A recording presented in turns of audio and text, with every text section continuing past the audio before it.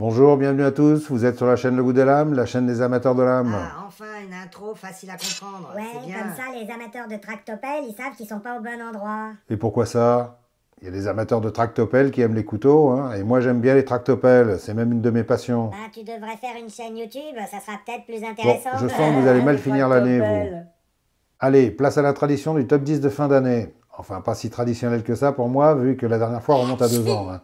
Mais comme la dernière fois, je vais pas faire de jaloux, je vais choisir 5 fixes et 5 pliants, tout genre confondus, mais pas tactique ni défense. Hein. Je laisse ça de côté puisque ce ne sont pas des couteaux que j'utilise régulièrement et puis je me vois mal vous dire ouais, bah, cette année j'ai plus éventré qu'égorgé, donc j'ai choisi tel Super modèle. nul serial killer, Et avant de Roger. commencer, je précise, pour ceux qui seraient étonnés de mon choix, que tous les couteaux que j'ai sélectionnés, je les possède vraiment. Hein, et je les utilise vraiment. Ce ne sont pas des couteaux prêtés par des sites de vente pour les montrer dans une vidéo sans les abîmer et leur renvoyer après, comme c'est courant sur d'autres chaînes. Les couteaux que j'ai sélectionnés, je les ai et je les utilise. Hein. Je tenais à faire cette petite précision pour ne pas qu'il y ait de confusion. Allez, je commence par les pliants. Je commence par le 5e et c'est le Cold Steel Airlight. Bon, ce couteau faisait déjà partie de mon précédent top 10, c'est pour dire si je l'aime bien. Et très honnêtement, pour moi, c'est un couteau quasi parfait. Hein. Bien sûr, si on aime le système Triad Lock, qui est actuellement le plus balèze de tous les systèmes de verrouillage. Bon, c'est pas forcément le plus facile à manipuler, surtout en regardant la télé, mais c'est sans conteste celui à qui je ferai le plus confiance pour les travaux durs et toutes les tâches qui demandent un verrouillage sans faille. Par exemple, si je devais l'utiliser contre des méchants. Avec le Triad Lock, aucune chance de voir la lame se refermer sur les doigts. D'ailleurs, même quand on essaie de le refermer volontairement, c'est assez dur. Le AUS-10A est un bon acier, bien solide, qui garde son tranchant assez longtemps. C'est une évolution du AUS-8A que j'ai toujours apprécié et qui est toujours très utilisé par les marques américaines qui font fabriquer à Taïwan, comme Ontario par exemple. C'est un couteau léger, solide, extra plat. Il a un clip très long et assez ferme, très pratique pour l'accrocher sur un sac ou sur le bord de la poche, mais surtout à la ceinture, ce qui n'est pas toujours possible avec les autres couteaux pliants qui ont souvent un clip un petit peu trop court. Et en plus, celui-ci est fourni avec un deuxième clip pour le fixer en mode gaucher. Sinon, c'est pas le manche le plus confortable, mais c'est un excellent couteau pliant que je peux recommander sans aucun problème. En 4e, ce sera le Real Steel Huggin. Alors ce couteau est assez récent, hein, donc c'est pas celui que j'ai le plus utilisé, mais je le trouve superbe et c'est un de ceux que j'aime avoir avec moi parce que j'aime sa prise en main et sa construction bien solide m'inspire confiance.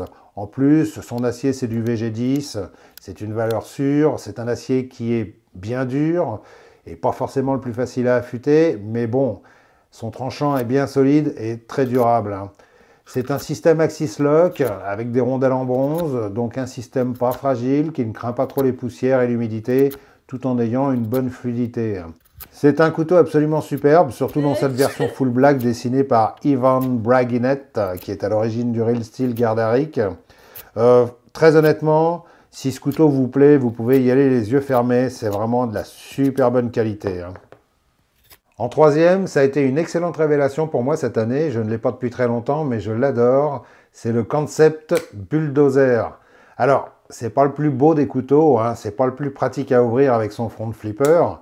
Mais alors, putain, quelle belle lame et surtout, quelle bonne lame. Hein. C'est du CPM S35VN, c'est un acier haut de gamme qui a un certain prix, mais très honnêtement, sur ce couteau, je trouve le prix assez raisonnable, hein, compte tenu de la taille de sa lame. C'est une belle lame large et épaisse, avec une émouture totalement plate et une finesse de coupe phénoménale, comme du S35VN, hein, qui est, je ne vais pas rentrer dans les détails techniques dont tout le monde se fout, mais qui est issu de la technologie des poudres, ce qui est un procédé de fabrication assez élaboré, qui permet d'obtenir une grande finesse de coupe tout en ayant une relative facilité d'affûtage, ce qui explique son prix un peu élevé. Sinon, ce modèle est aussi décliné en différentes versions moins chères, avec lame en acier D2. Sa prise en main est très correcte, hein, le manche tout droit permet de le tenir un peu comme on veut, hein, et si vous êtes du genre à faire la cuisine avec votre DC, ce dont je ne doute pas, c'est celui qu'il vous faut, hein, il est parfait pour ça, et pour plein d'autres choses aussi. Hein.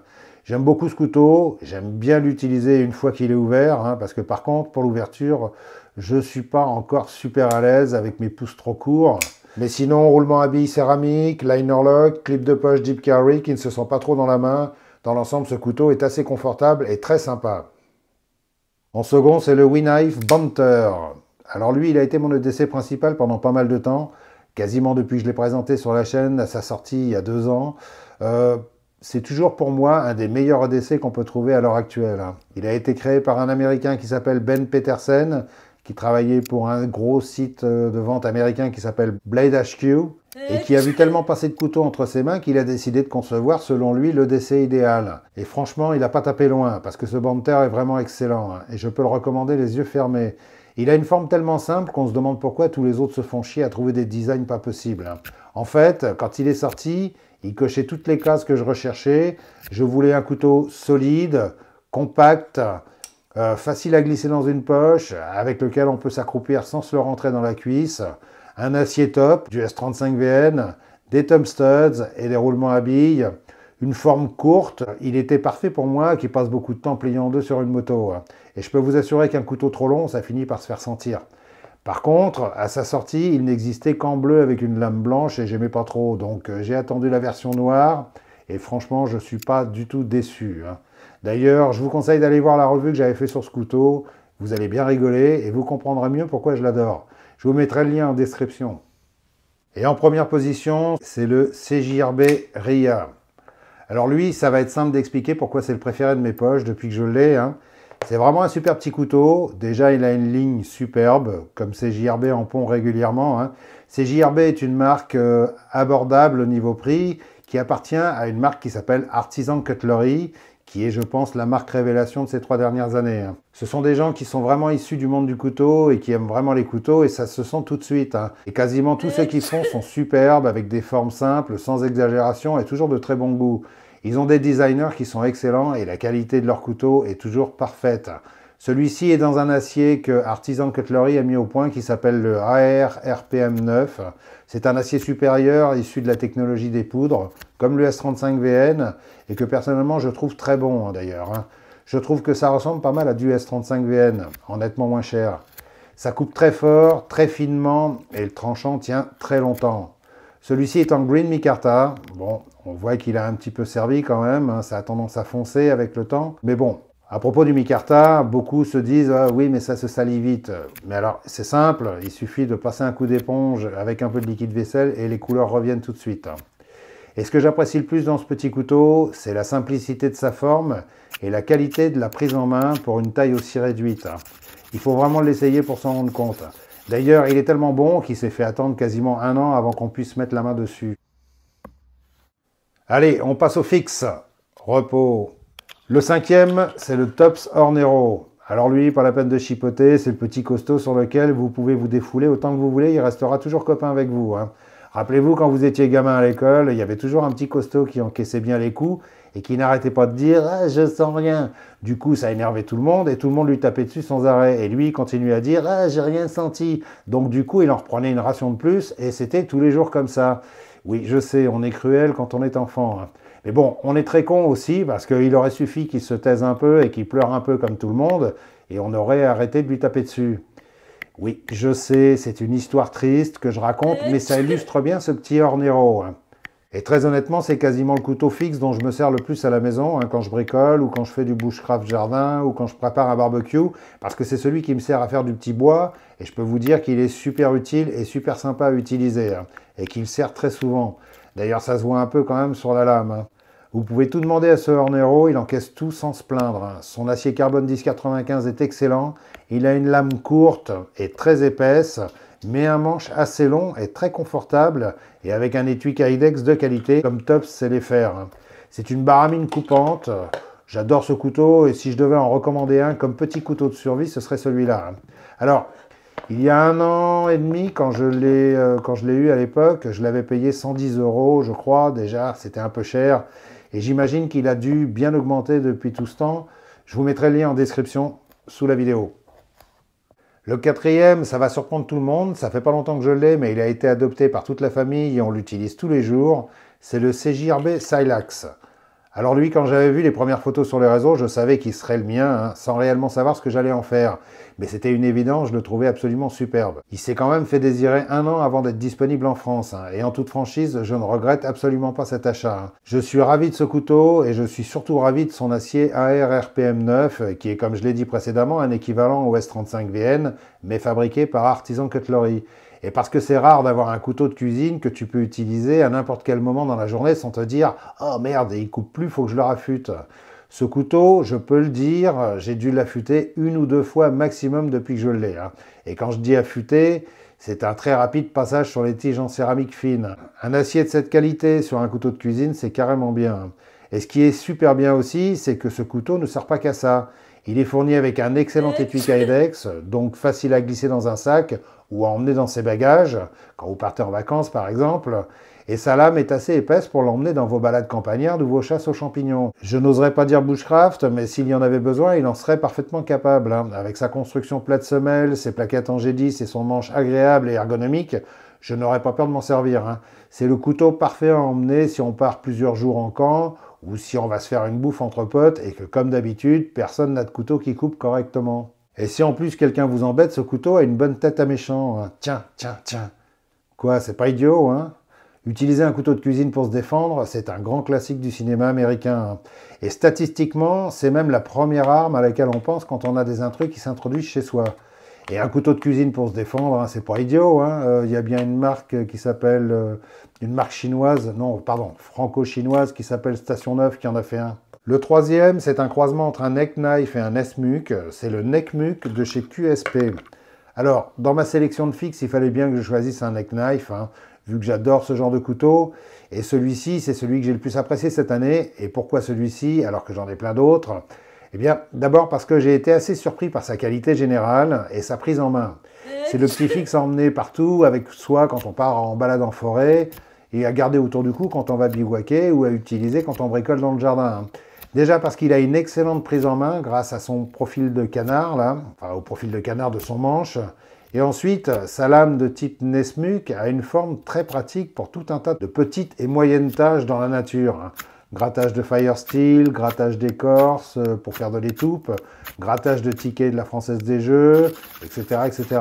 En fait, c'est un petit couteau assez polyvalent, même si ça se devine pas tout de suite en le voyant. Il a du bon jimping sur le dos de lame, bien placé, un poil agressif si vous avez la chair tendre, mais en ce qui me concerne, c'est pas fait pour me déplaire, parce que ça agrippe mieux le doigt. En plus, il a un bon étui Kydex, bien fait, bien moulé, et il est pas cher du tout. Alors, on le trouve aux environs de 40 €, mais bon, à ce prix-là, c'est du D2, faut pas chercher trop loin non plus. Mais je le répète encore une fois, ne vous fiez pas aux conneries que tout le monde colporte sur cet acier. C'est un acier très correct que beaucoup de gens utilisent sans s'en plaindre. D'ailleurs, ceux qui en disent le plus de mal sont souvent ceux qui n'utilisent jamais leur couteau. Le deuxième, c'est le Tops Trail Seeker. Alors lui, ça a été une excellente découverte à sa sortie. C'est pas le plus beau des couteaux, on pourrait même dire qu'il est assez moche dans son genre. C'est sûr que c'est pas celui qu'on amène pour draguer les bushcrafteuses.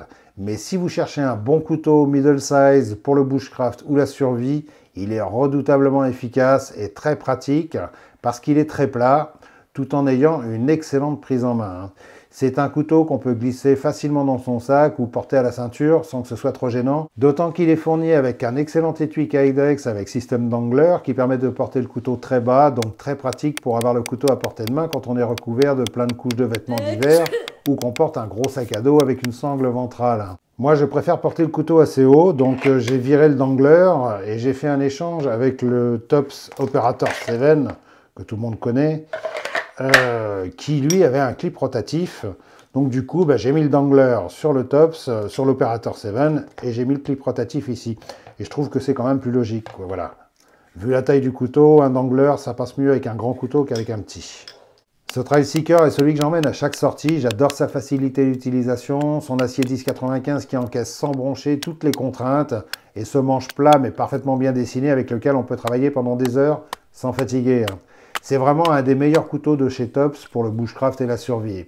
Il a une lame bien épaisse avec une émouture super solide qu'on pourra utiliser dans des situations critiques si on a besoin de faire levier sur la lame.